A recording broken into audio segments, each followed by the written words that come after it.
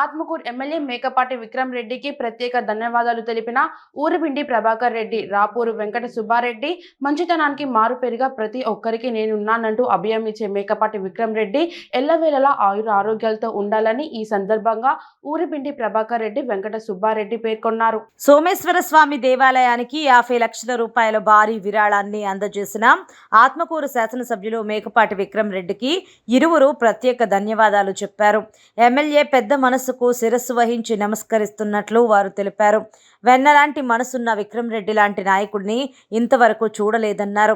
మరొకసారి ఎమ్మెల్యే మంచి మనసుకు ఊరిబిండి ప్రభాకర్ రెడ్డి, రాపూరు వెంకట సుబ్బారెడ్డి ప్రత్యేక ధన్యవాదాలు తెలిపారు. సోమశిల శివాలయం అభివృద్ధికి ఎమ్మెల్యేతో పాటు ఊరిపిండి ప్రభాకర్ రెడ్డి, సుబ్బారెడ్డి కూడా తమ వంతు సహాయ సహకారాలు అందిస్తున్న విషయం తెలిసిందే.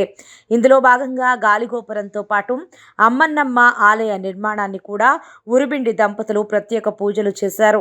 త్వరలోనే అమ్మవారి ఆలయం ఏర్పాటవుతుందని, భక్తులు యథావిధిగా పూజలు చేసుకోవచ్చని ప్రభాకర్ రెడ్డి తెలిపారు.